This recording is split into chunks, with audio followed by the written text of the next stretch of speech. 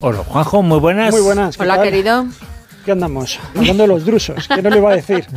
¿Quién lo iba a decir? Pero se han puesto a la actualidad. Claro. Desafortunadamente, sobre todo para ellos. Claro, el día a día ha hecho que se pongan de actualidad. ¿Por qué motivo?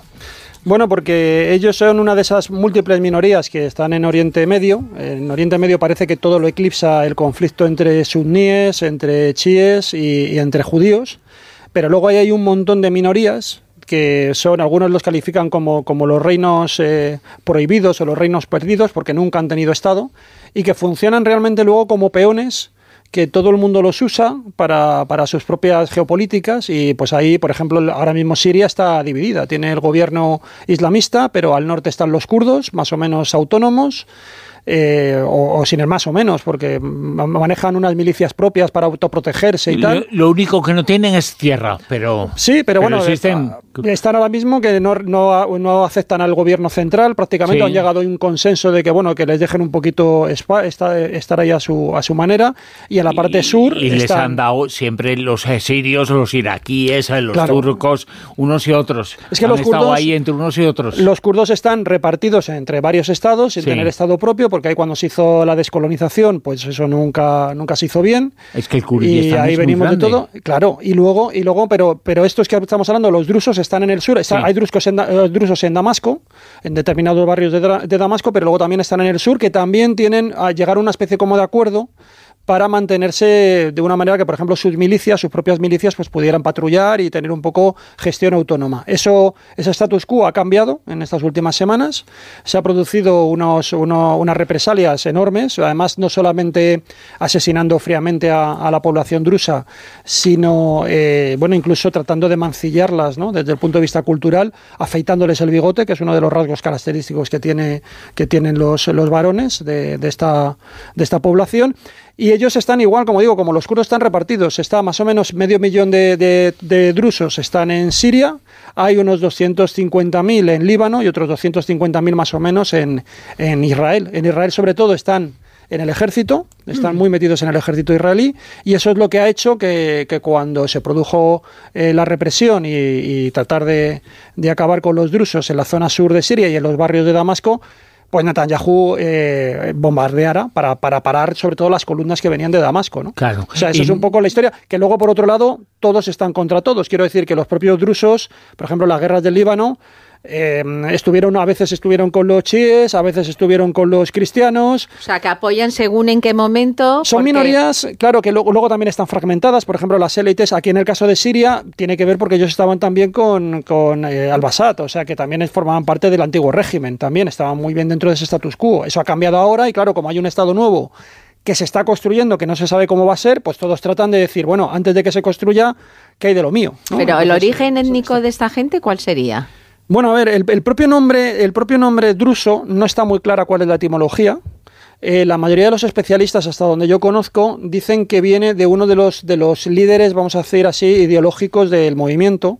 Es un movimiento que surge, ahora lo comentaremos, en torno al año 1000, o sea que es relativamente reciente, no estamos hablando de un pueblo ancestral ni nada por el estilo, sino que surge en un contexto determinado, que es el contexto musulmán, lo que pasa es que se separa de él. Pero no es que el mundo musulmán no nace mucho antes tampoco. Claro, pero quiere decir que no estamos hablando de una población, no sé, mucho más remota. Lo que pasa es que las características que tiene sí que son muy singulares, hasta el punto de que los musulmanes no los terminan de reconocer como suyo. Pero bueno, ahora lo comentaremos. El caso es que el nombre, todos dicen que viene de un personaje que se llama Muhammad bin Ismail Nastakin ad-Darasi, y ese Darasi sería un poco deformado, donde derivaría hacia druso.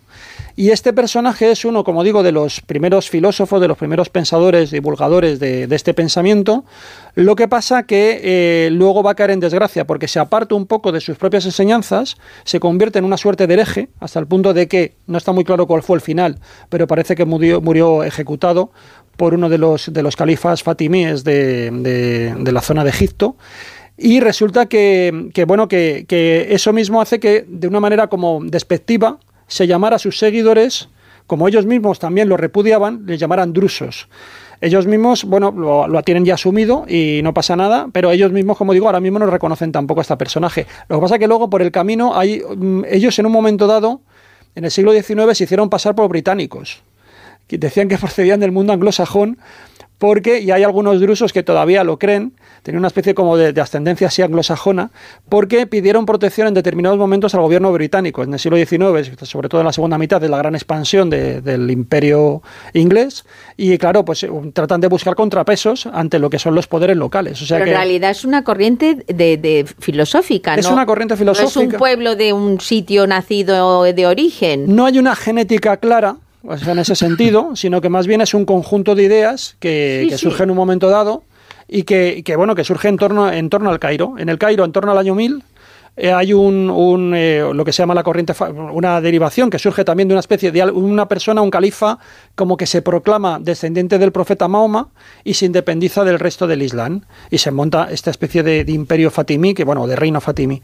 Y él ahí genera también una especie de entorno de libertad, donde se permite que cada cual pueda ser un poco de la religión que quiera, que se puedan investigar, se genera una gran biblioteca de estudios clásicos, por ejemplo, y de todo ese caldo de cultivo es lo que hace que surja una filosofía, que es la de los drusos, que os digo dos rasgos fundamentales que son muy llamativos, y es que ellos creen en la reencarnación, lo cual es muy extraño en todas las religiones del entorno, y también creen que parte de sus profetas, además de considerar que pueden ser Moisés, que eso también ocurre en el Islam, que puede ser Jesús, que también ocurre en el Islam, y que es Mahoma, ellos también consideran como profetas los filósofos griegos, que es un poco lo llamativo. O sea, para ellos Platón, Arquímedes, Pitágoras sobre todo, son también fundadores de su religión, porque consideran que también se han ido reencarnando en el tiempo, en Jesús, en Moisés, o sea que todo sería una línea intelectual que con el paso del tiempo pues ha ido teniendo ese tipo de reencarnaciones. Pero son islámicos en el sentido...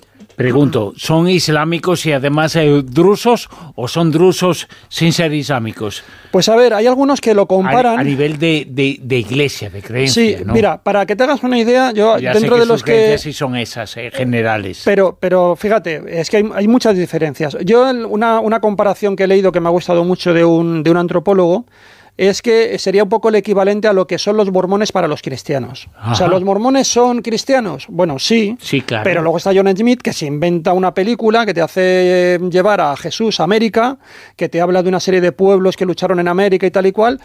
Y claro, eso ya sale un poquito de lo que es el cristianismo, porque ya te mete los amerindios, ¿no? Te mete todo lo que son las culturas aborígenes. Pero sigue siendo cristiano, como los testigos de Jehová. Sí, pero ¿qué pasa? Por ejemplo, los drusos no comen, comen jamón, o sea, pueden comer cerdo sin ningún problema. No tienen ningún problema con las mujeres, en el sentido de que, por ejemplo, luego hablaremos de que hay una división un poco jerárquica, pues digamos que los jeques, que serían los líderes religiosos de la comunidad, hay jequesas, si ese nombre existe, pueden ser mujeres sin ningún problema, no practican el Ramadán, ¿sabes? O sea que se separan bastante en todo ese tipo de cosas y no tienen obligación de hacer ni los 5 rezos ni nada por el estilo. Qué o sea que por eso digo que ellos manejan, y la propiedad que ellos tienen de la divinidad es muy, muy diferente, ¿sabes? Ellos hablan de la gran mente universal que dirige todo, es como su Dios. Sí, ellos, por eso ahí es donde se nota mucho el peso del pensamiento clásico y sobre todo del neoplatonismo, ¿no? El neoplatonismo lo que hace es una evolución del pensamiento platónico, que lo que hace es que considera que hay como una gran unidad, un gran ser, un gran ente, de donde procede todo lo demás, de donde se va produciendo una serie de emanaciones y se van creando todo lo demás. Entonces ellos creen en esa idea, en esa especie de gran mente universal, que es algo que lo invade todo, pero que hay como una cierta distancia. No quieren que se produzca una especie de separación entre el gran ser que ha creado todo, entre lo divino y lo material, como en otros casos, como en el cristianismo, que tenemos una idea de creación, ¿no? Claro, donde se produce una especie de distancia entre el creador y lo creado.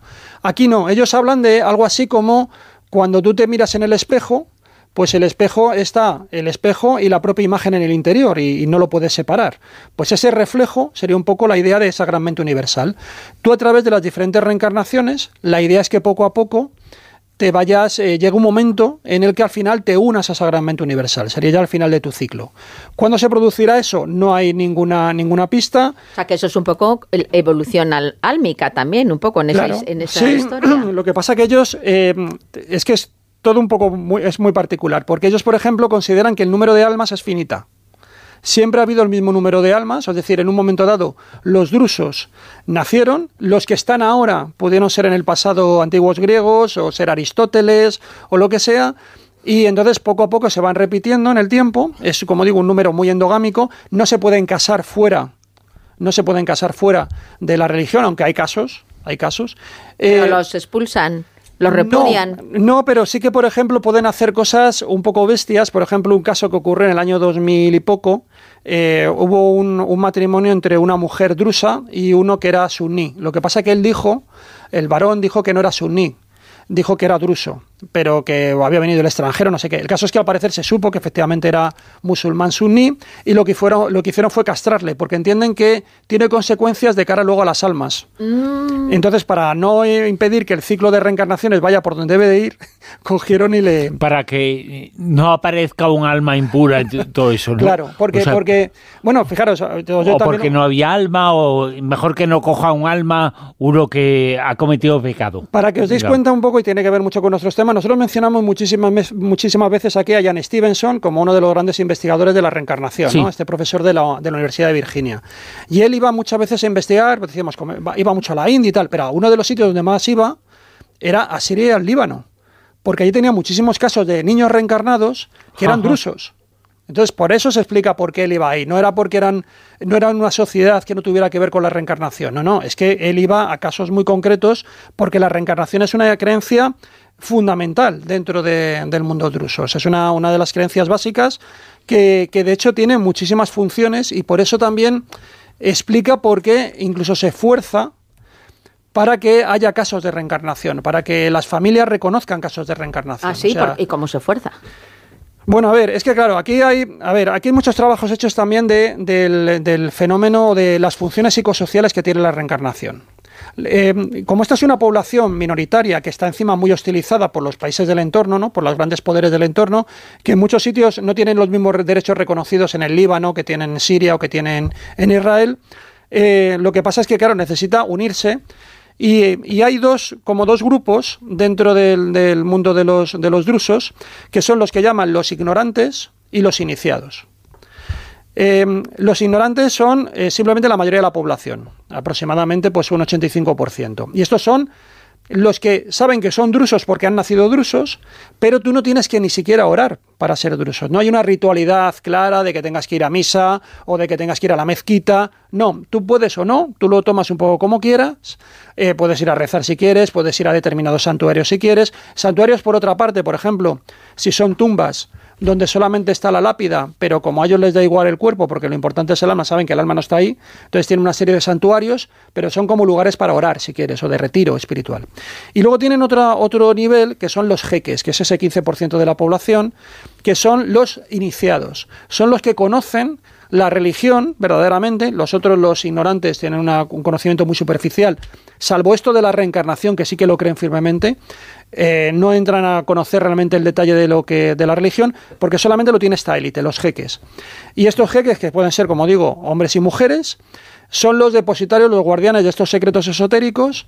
No comparten mucho qué es lo que creen. Hay una serie de epístolas de la sabiduría que son un poco sus textos sagrados, pero al margen de eso creen en el Corán, reinterpretan el Corán. O sea, por ejemplo, ellos ven determinadas aleyas, que son como los versículos del Corán, las reinterpretan para ver que ahí hay reencarnación, o sea, hacen ahí sus apaños, pero lo mismo te hacen con el Nuevo Testamento y con el Antiguo Testamento.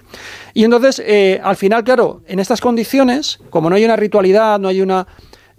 claro, ¿qué es lo que les une? Pues la reencarnación les une mucho, porque lo que hace es que es que esto puede ser muy, muy largo, ¿no? Pero, por ejemplo, si tú crees en la reencarnación, tú, por ejemplo, tienes mayor arrojo a la hora de ir al combate. Y se ha demostrado que había mucha fama de cómo eran de guerreros los drusos, porque dicen, total, no me importa morir. Voy a morir, claro. Ser un kamikaze. Vuelvo. Porque además la reencarnación es instantánea. O sea, se supone que cuando mueres, enseguida vas... no pasas un proceso, no. Tienen que ir unidos siempre el cuerpo y el alma, y si no, esto de que vaya vagando sería muy raro. Por eso la mayoría de los reencarnados que tienen conciencia de ello, es porque la muerte se produjo de una manera trágica e inesperada. Pero en esto que comentabas de los iniciados, se supone que, igual que como, por ejemplo, con el Dalai Lama, que hay ciertas pruebas a la hora de saber si se ha reencarnado un Lama importante o lo que sea, ¿En este caso también hacen algún tipo de comprobación? No hace falta tener conciencia. A ver, todos están reencarnados. Partimos del hecho de que todos están reencarnados. Me refiero a los iniciados que tienen los iniciados es por conocimiento. La información esta que es secreta, que no la comparten con todo el mundo. Pero eso es simplemente como un cuerpo sacerdotal que tú, si quieres ser iniciado, lo expresas. Dices, vale. No tiene que ser que tú tengas conciencia de haber sido reencarnado, ¿no? Vale, si quieres dejar de ser ignorante y pasar a ser iniciado, entonces dices, quiero serlo. Te pones en contacto con unos jeques, ellos te hacen una prueba para ver si tienes compromiso, si realmente quieres ingresar en ese mundo, en esa élite, y a partir de ahí sí que tiene que cambiar tu vida. O sea, ahí ya tienes una serie de restricciones, de moderación en la forma de comportarte, por ejemplo, ahí sí que ya tienen algunos tabúes alimentarios, no cometer excesos, una determinada indumentaria, tienen un papel fundamental, porque ya digo que el cemento social aquí, en una sociedad que está dividida, y que no tiene unos ritos comunes ni nada por el estilo, son, por un lado, la reencarnación y por otro lado, los jeques. Los jeques funcionan como jueces. Como aquí lo que se decía antiguamente, el buen hombre, que era muy típico en los pueblos, cuando había un problema, buscabas un buen hombre, que no es que fuera buena persona, podía serlo o no, pero sobre todo que era una persona de compromiso que todo el mundo respetaba. Exactamente. Y entonces parece ser que funcionan muy bien estos jeques dirimiendo conflictos, porque son muy ágiles frente a la justicia gubernamental, digamos, porque son muy ágiles a la hora de abordar los problemas y sobre todo porque tratan de buscar siempre que el acuerdo sea un acuerdo de paz. No que salga uno como que tenga que pagar mucho, sino que se busque un consenso y claro, eso hace que no haya luego venganzas ni queden revanchas ahí pendientes, ¿no? Y la otra gran fórmula es la reencarnación, porque con la reencarnación, cuando las familias reconocen a un reencarnado, o sea, cuando un chaval, la mayoría suelen ser chavales, reconoce que o tiene una idea de que él forma parte de una vida pasada y localizan a esa familia de la vida pasada, habitualmente se estrechan lazos entre las dos familias. Hay casos incluso en que la familia de la vida pasada reparte la herencia con el niño reencarnado. Son los más extraños, pero eso, claro, genera, como digo, mucha cohesión social y muchos lazos y vínculos entre familias. La parte oficial del Islam, que no hay parte oficial, pero lo entendemos, ¿no? ¿El Islam cómo les interpreta? ¿Cómo lo sitúa? ¿Como una anécdota, como una secta, como unos que están por ahí? Bueno, pues has visto un poco cómo lo han interpretado en Siria, por ejemplo, esa rama del Islam. Normalmente no les quiere mucho, ¿no? El Islam oficial. Claro. Es que, claro, no es como aquí que hay un Vaticano que dirige todo. Claro, por ejemplo, se les suele también caracterizar, pero también a otras minorías, ¿eh? O sea, por ejemplo, se les estigmatiza y, por ejemplo, corre la fama de que los drusos celebran orgías sexuales a lo bestia en secreto. No se sabe de dónde viene esta creencia, pero bueno, es algo muy habitual que rumor. Ocurrió cuando surgieron los cristianos luego dijeron de los templarios, y así siempre que hay unos determinados grupos, pues ahí vamos a esto, ¿no? A los judíos, que hacen también sacrificios, ahora lo tenemos con el satanismo en Estados Unidos y el Estado Profundo, y a aquellos se les estigmatiza un poco de esa manera, se les dice que rinden cultos secretos al becerro de oro y cosas por el estilo. Lo de esto de que hacen... Pero eso teóricamente es cristiano. Bueno, no, venía del Antiguo Testamento también. Es que ten en cuenta que va todo unido. También, es el libro, es que todo son profetas que se van encadenando. Islam, claro, es que aquí son todas religiones del libro. Son los mismos, lo que tú aquí dices. Son diferentes versiones así que lo que se piensa que esto de las orgías viene porque como ellos establecen mucha igualdad entre el hombre y la mujer, no los separan cuando van a rezar y encima en el propio, esto que os comento, ¿no? De ser jeque, pues también están equiparados, pues se piensa que viene por ahí. Claro, en cambio las otras religiones, pues el mundo musulmán no ocurre eso, ni en el judaísmo tampoco, ¿no? ¿Y el libro sagrado que tienen ellos, tienen una parte o utilizan el mismo Corán? A ver, ellos son como muy reservados. Ellos lo que hacen es, por un lado, tiene mucho peso el Corán, por lo que yo sé, pero sobre todo, claro, lo reinterpretan. Hacen una lectura muy, muy esotérica, porque ya te digo, yo he estado viendo, por ejemplo, las aleyas que ellos cogen para justificar la reencarnación, Y claro, pues hombre, a ver, puede ser. Como lo de Nostradamus, más o menos, ¿no? Claro, es decir, ellos te cogen una que dice, pues al final tú morirás y te mataré, o sea, dice, pues Alá, si no, como que si no sigues los preceptos, al final serás castigado una y varias veces, y si es necesario, como que volverás otra vez, tu piel volverá. Entonces ellos calculan que ese castigo que es reiterativo, que simplemente para enfatizar el daño que te van a hacer si te apartas de la fe de Alá, ellos consideran que no son castigos que se van perpetuando en el tiempo sobre una misma persona, sino que son vidas sucesivas. Entonces, claro, es la manera que ellos hacen de hacer esa lectura, ¿no? ¿Y cómo viven en comunidad? ¿Tienen ahí como un algo aparte o se mezclan con todo? No, ellos, de hecho, bueno, hay parte que también está en diáspora, hay parte que está en Estados Unidos, o sea, que está en diferentes sitios. En Inglaterra, por ejemplo, hay muchos, con eso tiempo allí tienen, por ejemplo, fundaciones. Por eso digo que allí también han impulsado incluso un poco la investigación científica de la reencarnación. Y luego dentro de estas comunidades, a ver, hay una tendencia a que hagan que traten de vivir con lo que ellos mismos producen, para intentar cómo hacer el menor daño posible. Tienen muy claras las ideas de igualdad y de justicia. Entonces, eso no lo llevan a rajatabla el resto, porque ya viven en el siglo XXI, pero sí que estos que comentamos, estos jeques, estos que serían los guardianes un poco del saber esotérico, ellos sí, tienden a trabajar en cuestiones como el mundo agrícola y cosas por el estilo. Lo que pasa que, bueno, que esta idea, por ejemplo, también de igualdad, es muy importante desde el punto de vista de la reencarnación, porque ellos cuando se reencarnan, solamente se pueden reencarnar dentro de la comunidad drusa. Y sí que puede ocurrir que puedes reencarnarte en diferentes familias. O sea, tú has podido ser pobre y reencarnarte en rico, y ser rico y reencarnarte en pobre. Y en diferentes casas. O sea, por eso es también un dicho de que como que tú puedes nacer luego en otra casa. Por lo tanto, claro, tú al final todos son tus hermanos.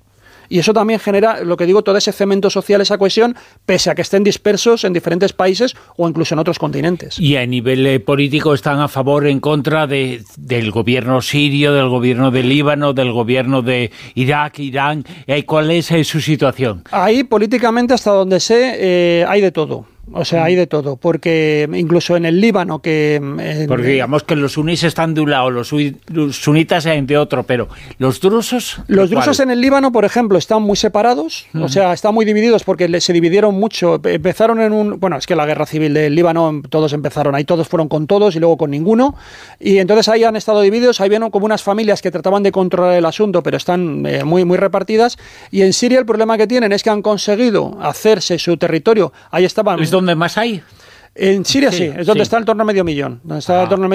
Lo que pasa es que ahora han conseguido parar la represión, porque venían columnas. Yo vi vídeos de cómo iban ya las columnas directamente islamistas desde Damasco a esta zona del sur de Siria, a por ellos. Consiguieron entrar y hacerse con una de las ciudades más importantes y empezar a hacer ahí, bueno, una escabechina. Pero también están muy instalados en determinados barrios de Damasco, que ahí es donde están más desprotegidos, porque claro, todo lo que es la invasión territorial, y ahí tienen sus propias milicias en el sur para protegerse, y además si no, han venido los bombardeos, que como ya te digo, en el ejército israelí hay muchos drusos, que son los que presionaron también a Netanyahu para que tomara las represalias, ¿sabes? Sí. Pero en Damasco no, y en sí yo sigo viendo vídeos, sobre todo por Telegram, donde ves que los matan de una manera brutal, y además ya te digo, el ensañamiento cultural, ¿no? El ir a sus símbolos, el afeitarlos, el humillarlos de esa manera, o sea, todo eso se da. Y con lo cual ellos se distinguen incluso físicamente. Si ves a alguien druso, se sabe que es druso, hay una gran probabilidad, y por lo tanto se va contra ellos porque se identifican, porque tienen un carnet de identidad. Claro, llevan un carnet, sobre todo los jeques, físico. Los que estos que llaman los ignorantes, los no iniciados, ellos no visten más a la manera occidental, o sea, es más variado, pero por ejemplo los jeques sí. Los jeques, las mujeres, por ejemplo, cuando salen a la calle llevan un pañuelo también, pero que les tapa, no es un burka ni nada por el estilo, no, un hijab, sino que es algo más discretito, es un pañuelo, puede enseñar el pelo, no pasa nada, pero sí que llevan eso. Y entonces sí que, claro, se les distingue por la ubicación que tienen, porque están en determinados barrios, y luego también por la indumentaria, sobre todo ellos, o sea que es muy fácil localizarlos, ¿no? ¿Y lloran también de cara a la Meca o no? No, esto no, es que no, la oración no es obligatoria. O sea, ellos, si quieres puedes ir a orar, si no quieres no, y ya está. Solamente los jeques son los que sí que llevan una vida muy estricta y siguen una normativa muy estricta. Y culturalmente es normal, se cogen y se adaptan al régimen correspondiente, o sea que hacen una vida normal. Ellos lo que buscan es que sigan como esos determinados preceptos, y luego ya te digo, el tema, sobre todo lo de la reencarnación, que es muy llamativo porque, o sea, yo he estado leyendo muchos casos, no desde Diane Stevenson, que sí que vas con una perspectiva de buscar si hay reencarnación o no, sino estos que ven cómo funciona incluso la reencarnación como terapia social.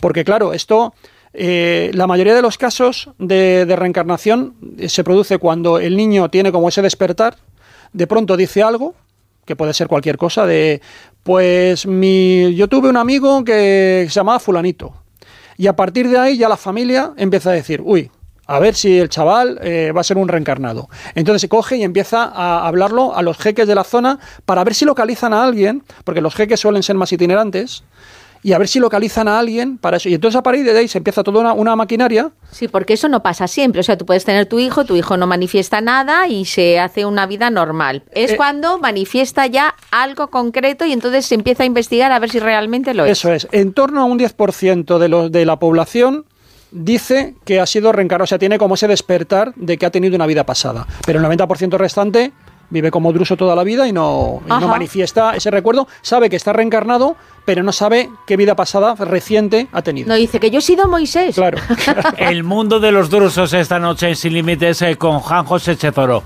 Juanjo, mil gracias, un abrazo. Querido, te damos pues que te lo pases muy bien, igual, que se va de descanso. Y vosotros, pasadlo muy bien. Claro, sí, bueno, sí. Te iremos escuchando también en el verano, de vez en cuando. Que la gente no se equivoque, La Rosa de los Vientos sigue durante todo este mes de agosto, entre 1 y 5 de la madrugada, y van a escuchar a Juanjo Sechezoro, pasa que igual lo escuchamos con otra cosa repetida de antes. En holograma. Pero lo vamos a escuchar.